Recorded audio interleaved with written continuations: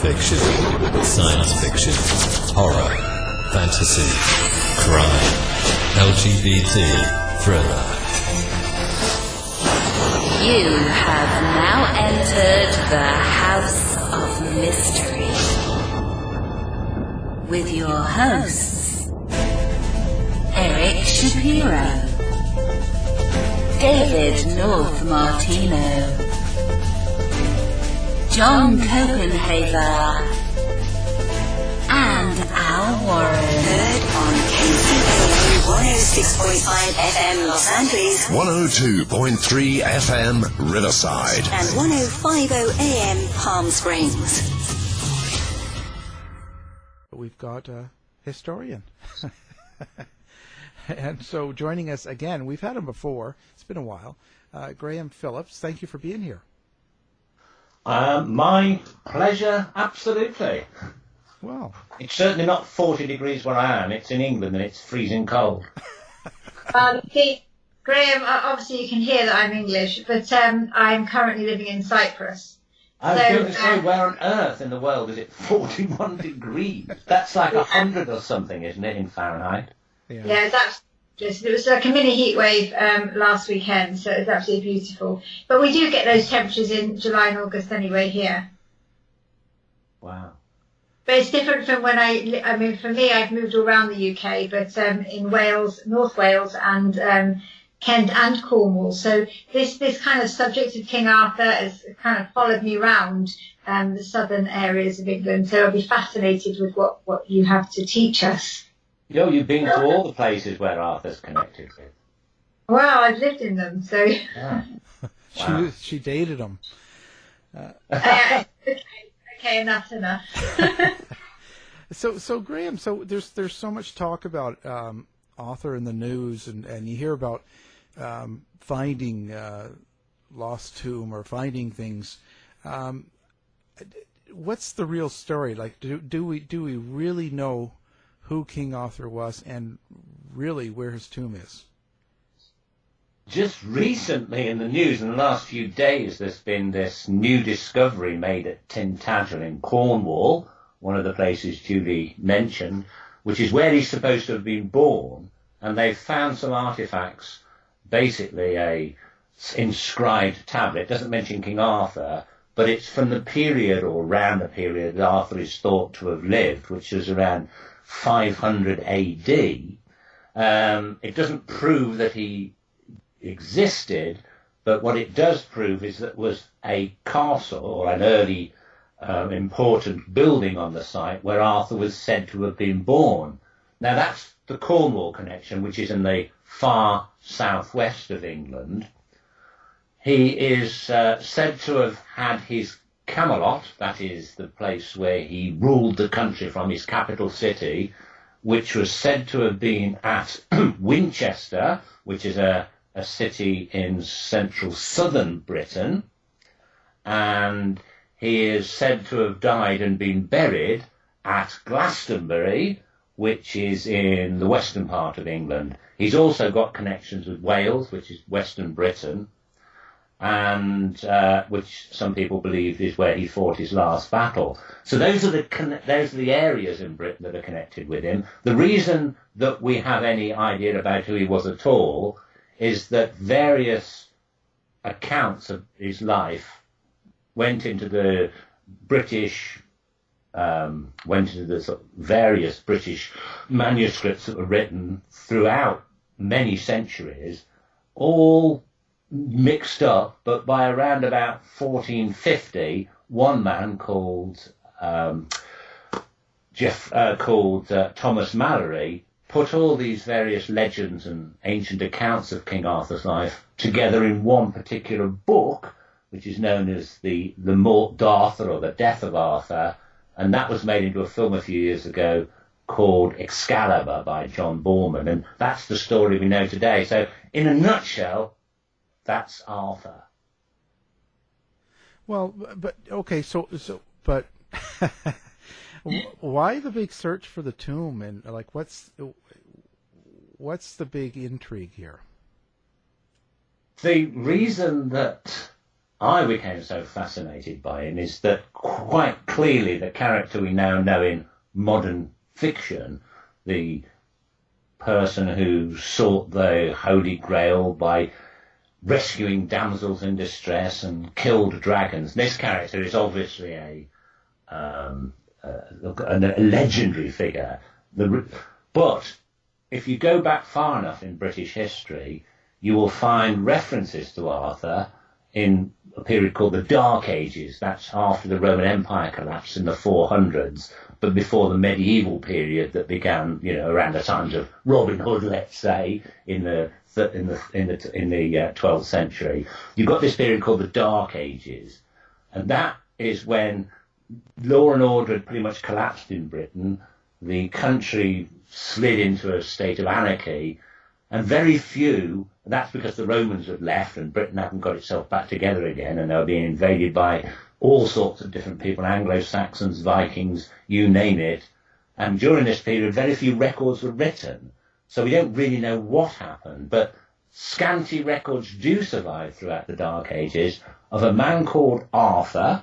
He wasn't so much a king, but a war leader or a chieftain, who united the native Britons, who were known as the Celts at that time, to fight against these various invaders, such as the Anglo-Saxons, around 500 AD. But they don't talk about him as fighting dragons and rescuing damsels in distress.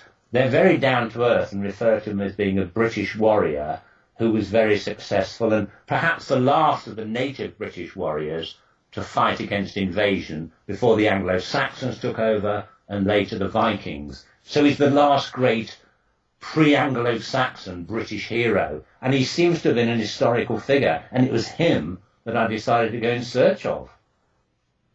So all of the legend, it's based on a real city. The legend of Camelot, the word Camelot, if you look on a map, you will not find anywhere called Camelot. That was an invention by a French poet by the name of Chrétien de Troyes around the year 1190. And he wrote a poem about King Arthur's court, and he needed a word to rhyme with Lancelot, one of Arthur's knights, and he came up with the word Camelot. It's a complete invention. But before that time, various records of Arthur, the historical figure, do refer to him having a capital that was the most well defended and advanced city, if you like, in the country during a period when the rest of Britain was falling into the Dark Ages. Law and order was falling apart. Roman cities were being abandoned. But one city, according to the early legends of King Arthur, managed to become his capital because he was able to keep it completely well defended. But unfortunately, we're not told the name of this capital. So it could be anywhere, it could be called anything.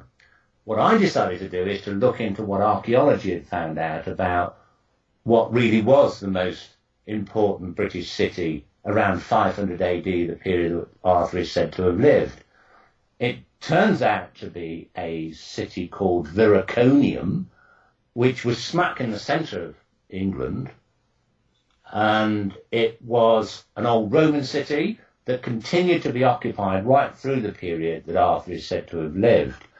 And this is the most sophisticated, well-defended city of the period, yet found by archaeologists. So I decided to look into that. If Arthur really existed, that seems to have been where he would have come from. So I thought, if I looked into the history of Viraconium, could I find out if there was an historical King Arthur to be found there? Well, what were you able to find out about his life?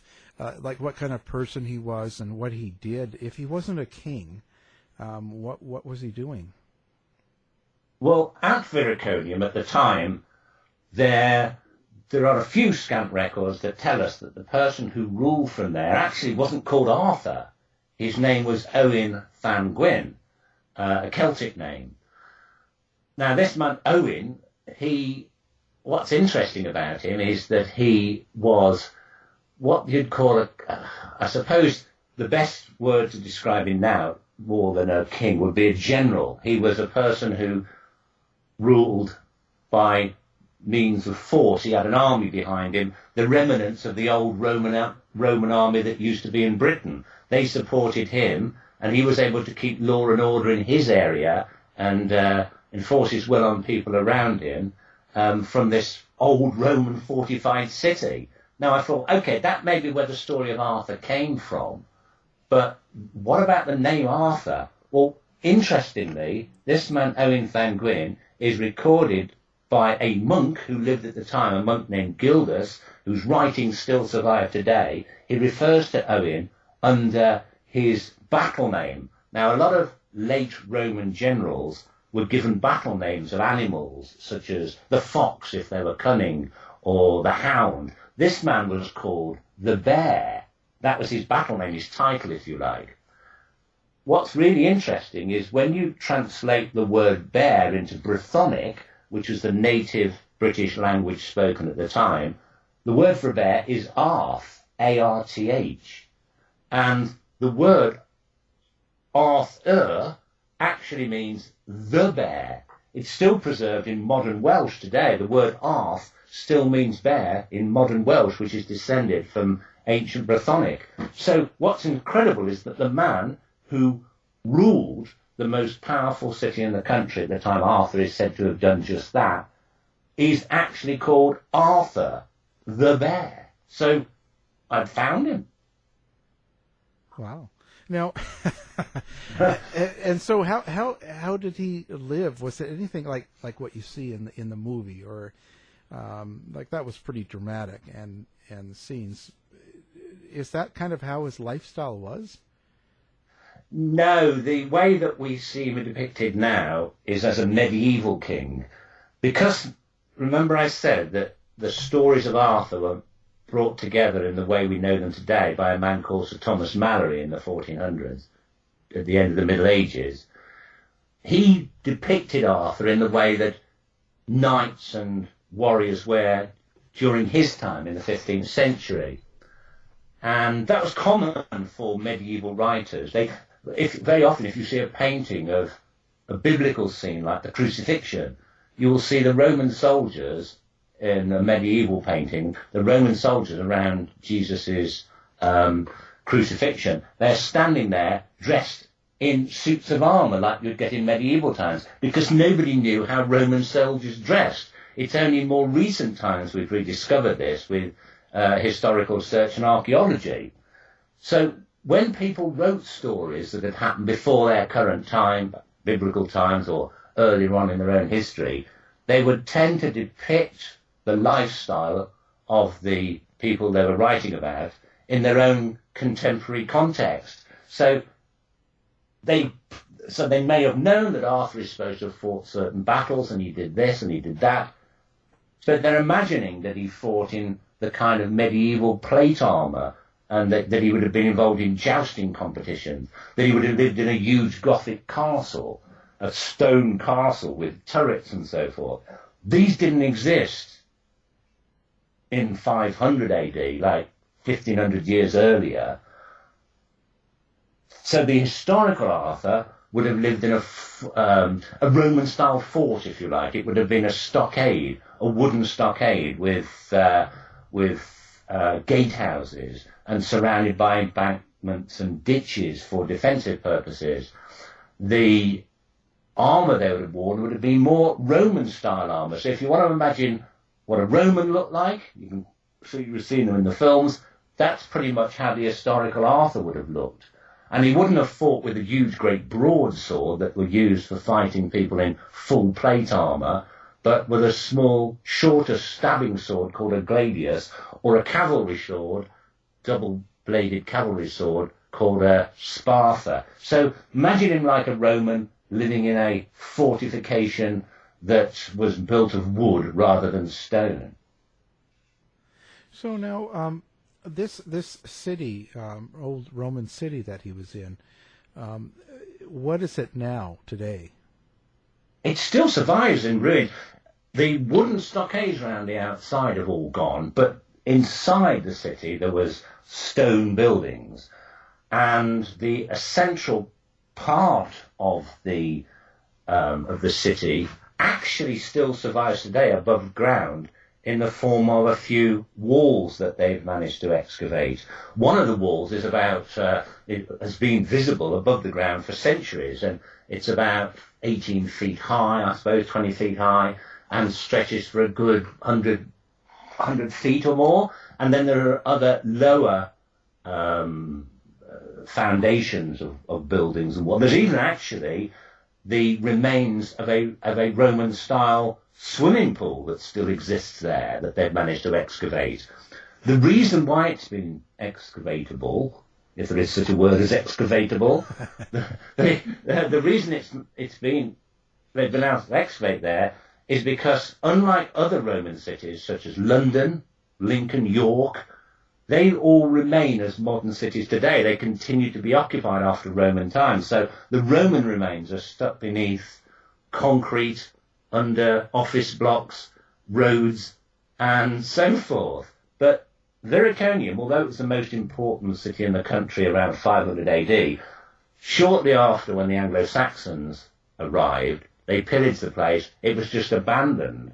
And so it today is ruins in the middle of open countryside. And this has allowed archaeologists to dig the place up that they've been unable to do in places like London, the other big cities of the Roman period.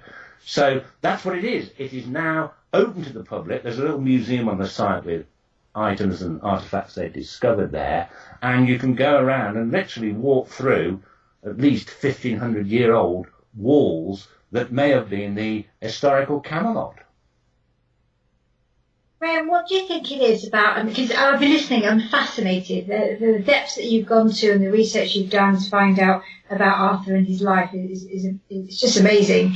But what do you think it is about this particular legend, this particular man and his story that attracts and is so important to British culture? Because I've mentioned already, I've lived in several places in the UK, and King Arthur, everybody wants a little claim of King Arthur. And, I could probably name 3 or 4 places where people will claim he's buried. And whilst we speculate all the time, there is an affiliation with Arthur that we have as the British public. What do you think that is?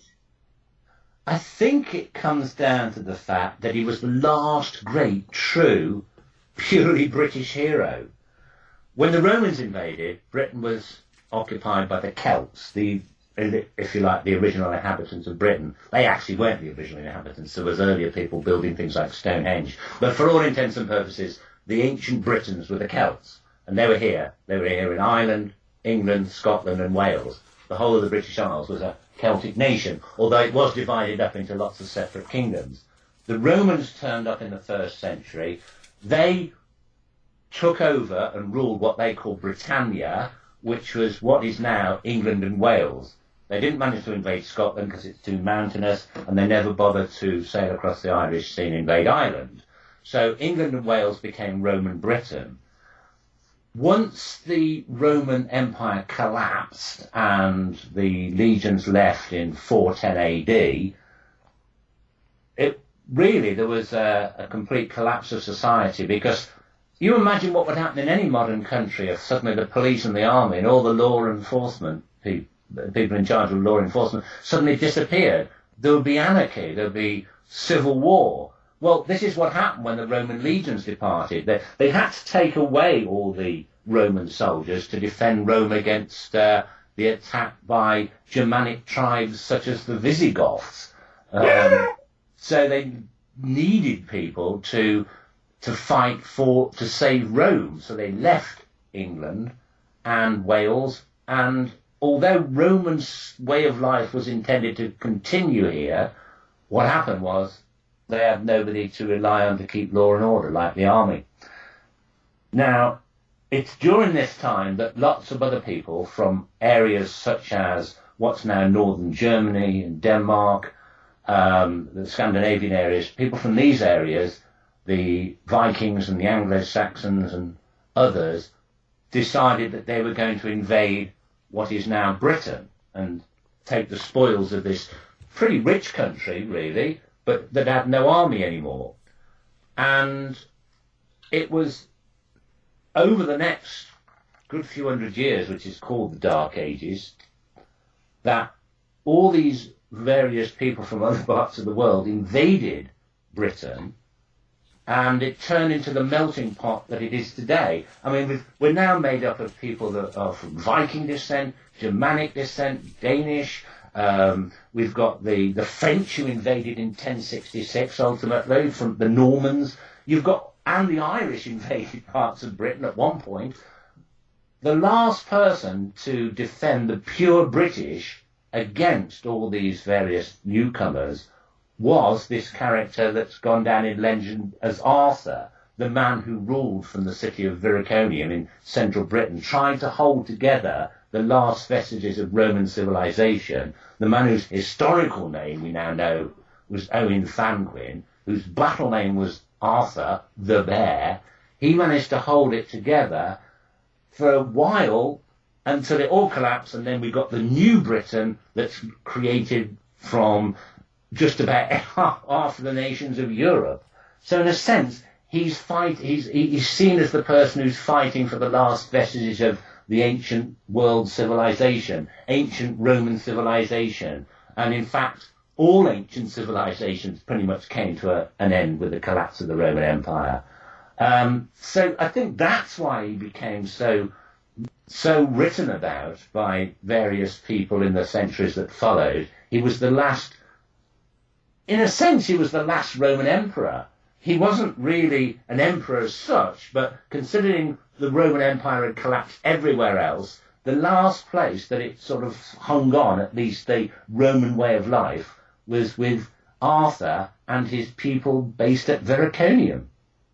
We're also taught from a very young age, aren't we, about Arthur in Disney films, and whilst they're so loosely based on solid information, it's straight away we're aware of Arthur from a very, very early age.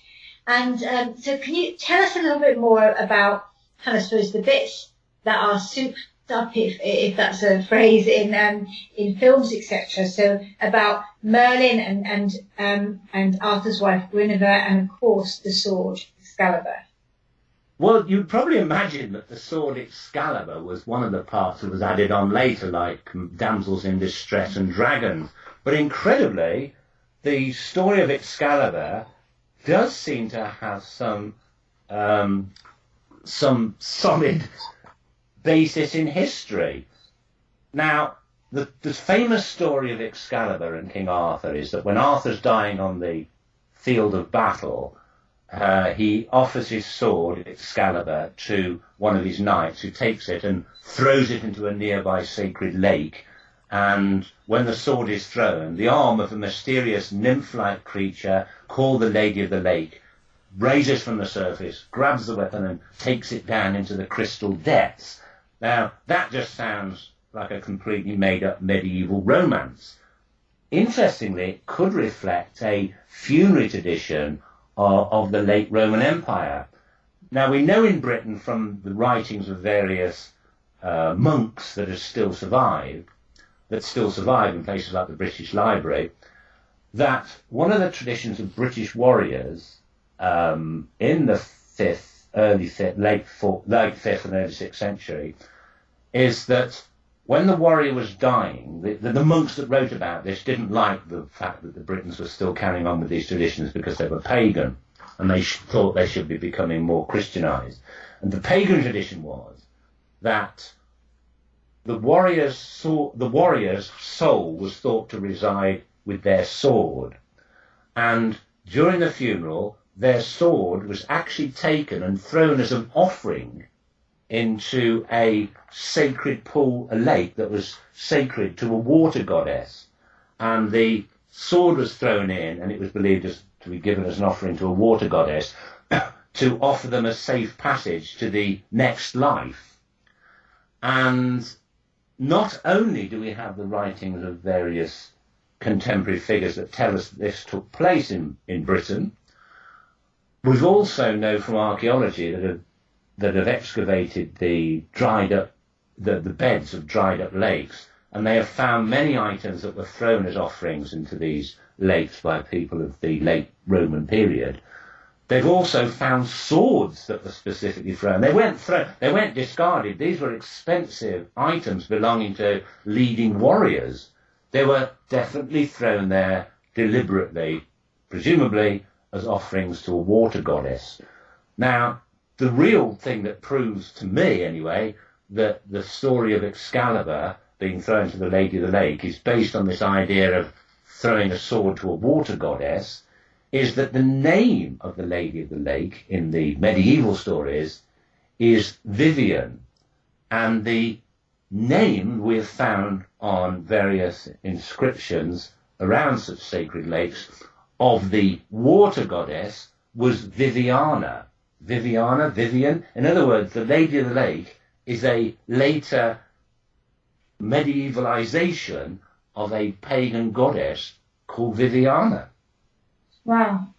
So in other words, the story of Arthur's sword being thrown to a mysterious nymph-like creature is actually based on something that could have historically happened. It's fantastic, isn't it? It's amazing. What about, where does Merlin come in? Merlin, again, is somebody you probably think was very unlikely to be an historical figure, considering that he's supposed to be a magician, and he's the one that not only fights dragons, he summons them as well. What's fascinating is in the very earliest stories about Merlin, he is not actually called Merlin, but Ambrosius. Merlin is a title he's given. Again, it goes back to this Celtic, late Roman tradition of giving people battle names or honorary titles of animals, like Arthur is the bear. Merlin is an old name, or Myrddin, as he was originally called in Brythonic, is the old Brythonic word for an eagle. In fact, there's still a bird of prey called a Merlin today. In other words, it's a title that he was obviously given at some point. And in the earliest stories, we're told his real name is Ambrosius. And around the year 500, there are records that are found in Rome and also in Britain of a figure called Ambrosius, who was one of the last Romans to be in Britain just before the time of Arthur. And he wasn't actually appointed Roman general. One of his great grandfathers, or whatever you call it, one of his ancestors, I think it was great grandfather, was Marcus Aurelius, the emperor of Rome. And if you've ever seen the film Gladiator, the good emperor, played by what's his name, Richard Harris, at the beginning of the film, that's Marcus Aurelius, and his descendant was Ambrosius Aurelius, who was the last official Roman general in charge of Britain. And after his time is when all the British unity falls apart and it's falling into the Dark Ages and chaos. That's the time Arthur arises. So you've got this real man called Ambrosius, who's leading the Britons, or at least the British army, of the Roman army, just before Arthur's time. And this man seems to have retired from office, or maybe was wounded. And it seems that it is, according to the earliest stories, that it is this Ambrosius Aurelius who later decides to become more of a holy man or a mystic in later life, and is given the title, the eagle, Merlin, and he then becomes an advisor to Arthur. Now, in the earliest stories, his advisory role isn't one of telling him how to do magic or reading the future or whatever else Merlin does in today's story. He's actually a military advisor. In other words, the way that Arthur is able to know all these old Roman military tactics, and he's able to hold together a Roman-style army using Roman-style fortifications, is he's being taught this by his mentor, the old retired Roman general, Ambrosius Aurelius, whose title was Merlin. So that seems to be the truth behind the historical Merlin. And it just sounds so just amazing, really. It's opened up so much of kind of this context in history. But I've got to say, a little bit of me is a little bit disappointed he wasn't just a kind of purple wearing cloak with big yellow stars on that is depicted in some of the Disney films. I think that's quite might have been. There is absolutely. It is possible that he might have had some of that about him, because the very earlier stories tell us he became a bard, which is kind of another name for a druid. In other words, as he got older, he took on local customs and left the Christianity of the early Christianity of the Roman Empire and became a pagan and started studying all sorts of pagan ways and became associated with. There's a couple of stories that talk about him doing rituals at Stonehenge and summoning spirits and demons and all sorts of things. So yes, it's possible that this old retired general also did practice some form of paganism. In fact, right next to Stonehenge, there's a town called Amesbury, which is named after him. Amesbury Ambrosiusbury was its original name, where he's thought to be buried. I know it well. I had an aunt that used to live just outside of Amesbury. But, oh wow! Yeah. Well, yes. That's where that's where he's supposed to be buried. And is that buried in written works, or have we got evidence of that's where he was buried? No, that's the written works, but works that were written much later. Geoffrey of Monmouth in the 12th century, around about 1135, writes that Amesbury is named after Ambrosius Merlin, for he is buried here. It's a bit later, but he says he's basing his work on earlier. I think he talks about them works in the British language, which he presumably means Brythonic or early Welsh. So yes, it does seem to be. It's certainly a very old legend, if it is not true. Yeah, very much so. He's probably buried in your aunt's yard. Probably. It's a possibility. I used to live in a little town called, I used to live in Gwynedd. So there's various little places around Gwynedd that claim to have roots with King Arthur. And of course we have all the history around Owain Glyndŵr and all of those things.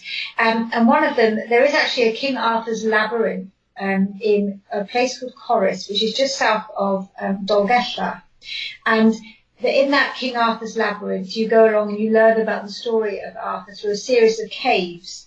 And so that's quite interesting. It was quite an interesting experience of I suppose, a culture just kind of trying to ensure that children also hear this story and be able to kind of go underground into caves and see artifacts and things that they believe are linked to Arthur.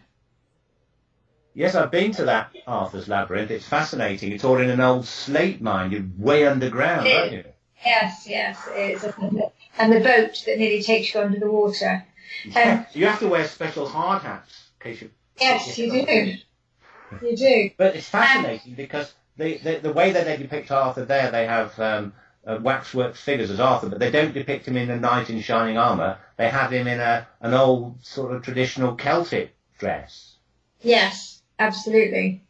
So it's interesting how many of these places kind of really want to own their part in his story. It is. It's fascinating. I mean, everyone claims to. Some people. If you're from Wales, you say Arthur was Welsh, and therefore he came from here. If you're from Cornwall, you say he came from here. If you're England, you say he came from Glastonbury or somewhere. But yes. Unfortunately, what I've said is he kind of came from none of these places, but all of them. If his capital city, real Camelot, was Vericonium, that is in England, but at the time there was no such thing as England, Wales, or Scotland. It was all one country, Britain. They were all one people. So, but what? You said Vericonium was in Winchester, did you?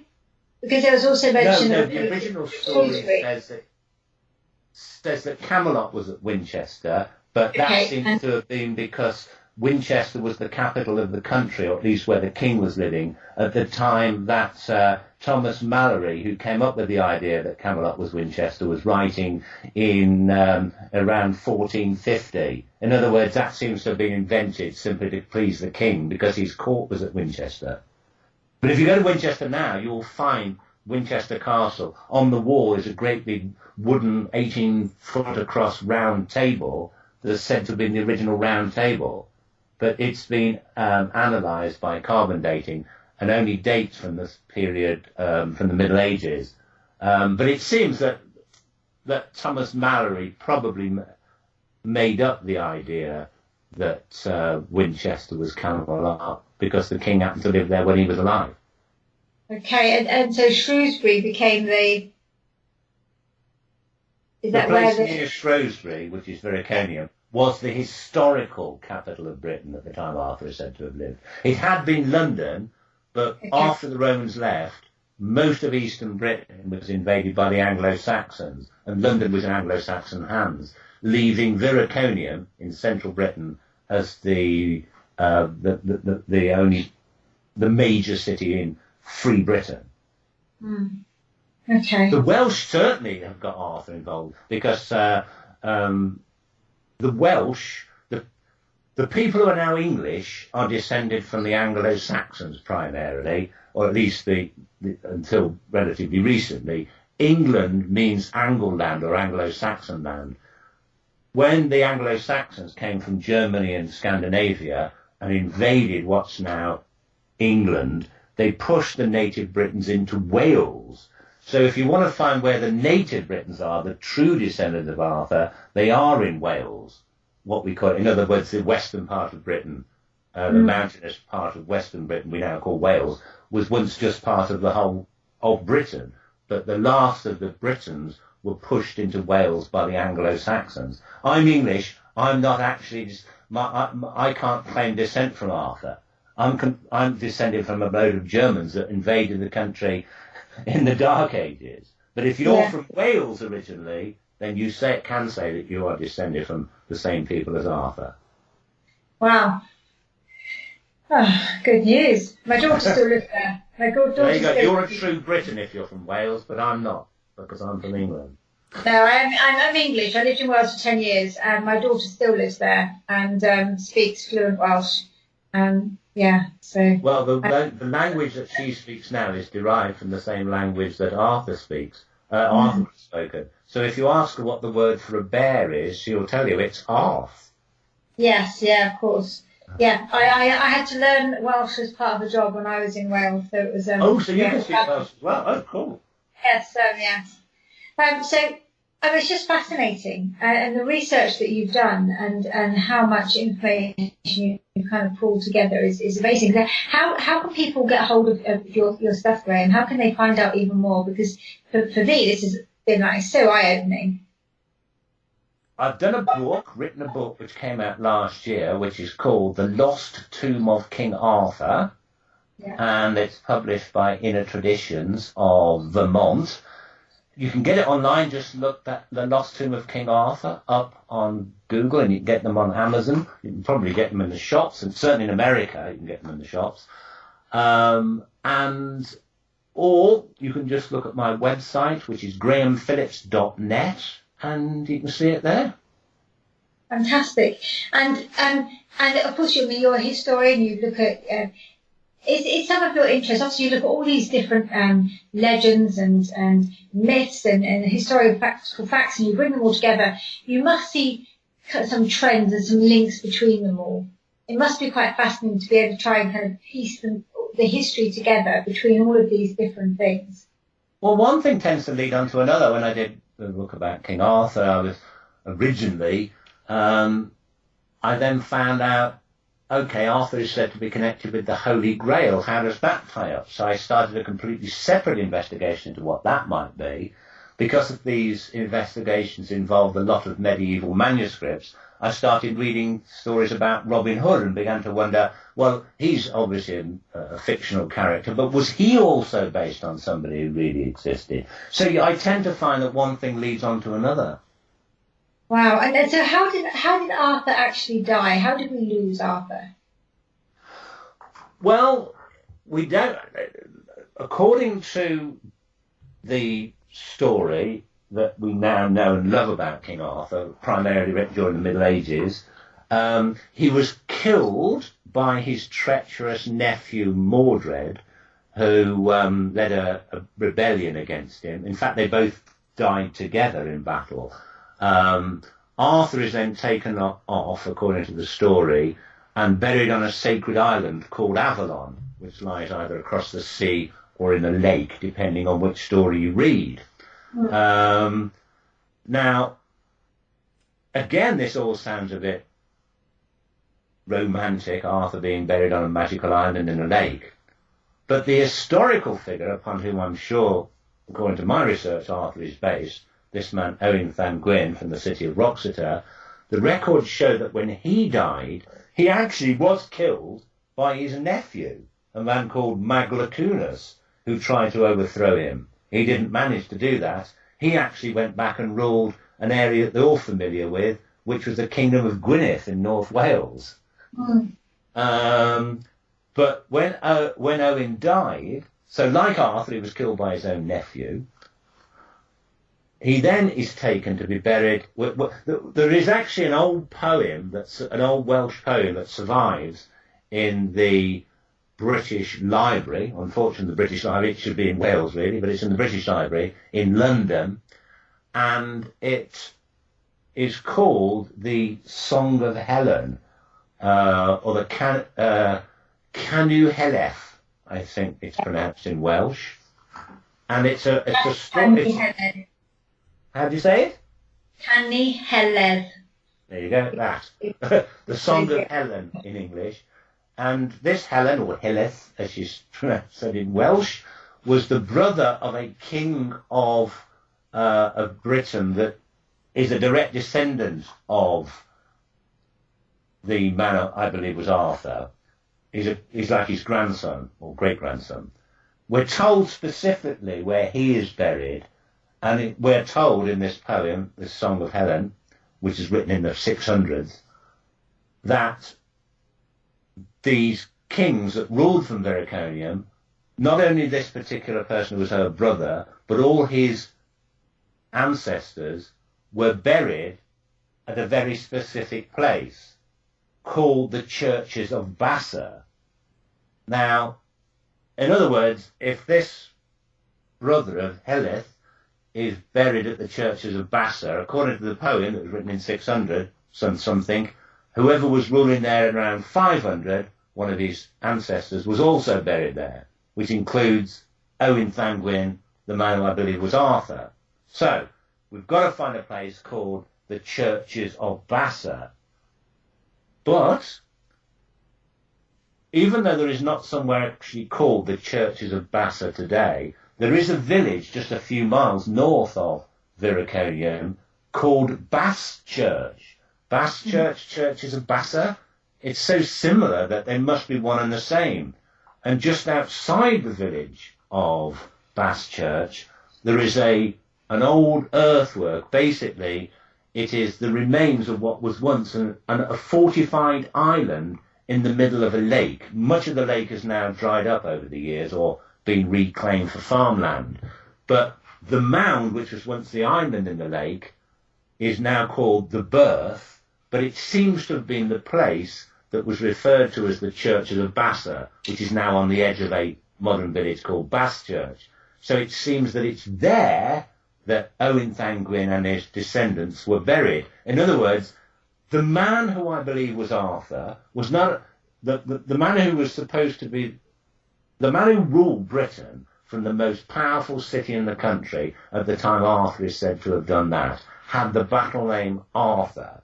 He was killed by his nephew, as was the legendary King Arthur, and he's buried on an island, as Arthur is said to have been buried. I mean, it's just too coincidental.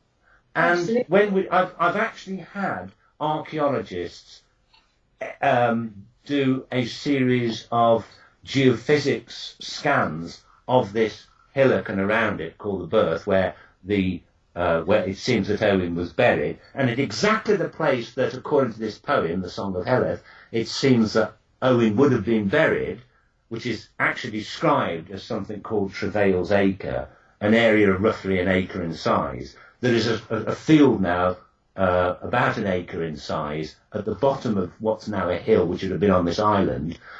That, I said to the archaeologists, is where I think the historical Arthur is buried.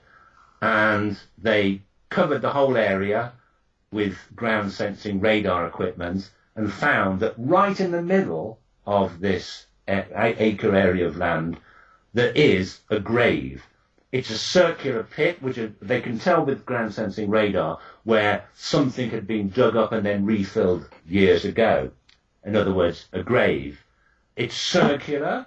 It's about 6 feet across and 6 feet deep, which was the way that they actually did dig graves for important people 1,500 years ago. They went oblong or square, so it fits with a grave that's 1,500 years old, and right in the middle of it is not only a skeleton, but somebody who was wearing a shield on their arm when they're buried, which is exactly the custom of how kings were buried in Britain 1,500 years ago. They were buried with their shields.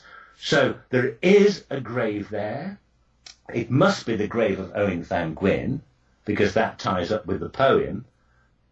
The final proof that he was indeed Arthur will come when they actually dig this grave up. Unfortunately, at the moment, English Heritage, which is the department of the British government that decides what digs can take place or not take place on a listed piece of land. In other words, it's somewhere that's of historical interest. They have to give permission for it to be dug up. We're just awaiting at the moment their permission to do this dig. And I'm hoping it'll happen this summer. And maybe when they dig this body up, at least excavate the grave, they will find something there to prove once and for all that King Arthur really did exist. Wow. Now, what have you got coming up next? What are you working on now? I've just finished right now, in the last few days, I've just finished writing a book about Stonehenge, which should come out at the beginning of next year. My publishers have got to edit it, and then I've got to look through it all, and then it's got to all be sorted out and printed and published and whatever. So I would imagine my book on Stonehenge will come out next early spring. Oh, that's another great subject. What did you find out about it? That it's big. Yeah. I can't really tell you that because it's such a groundbreaking piece of research that's not just been done by me but by a number of other archaeologists. They've actually told me to keep the whole thing quiet until the book comes out, and that they also will release their findings, the latest research, latest archaeological excavations around Stonehenge. Something has been found that's so quite remarkable, they don't want people going around that area digging it all up yet, until they've increased the security. So I can't really tell you what's found. I can tell you that, basically, what can I tell you? Stonehenge is not what you think it is. It's not a temple. No, I think it's a burial ground. Yes, that's part of it. Yes. And I think King Arthur is there. According to legend, Merlin is said to have built it. Oh. But it is right next to the town in which he's supposed to be buried. Oh. See? Oh, that's intriguing, isn't it? Well, stay tuned here and you'll find out. Well, it's been a fascinating conversation. Thank you very much again for taking the time and letting us know about King Arthur and the Lost Tomb. Well, absolutely, my pleasure. Sorry, my brain was falling apart then because I've been thinking for weeks about Stonehenge and I had to sort of like change track to Arthur. So if I was a bit sort of like my brain was going off track sometimes, please forgive me.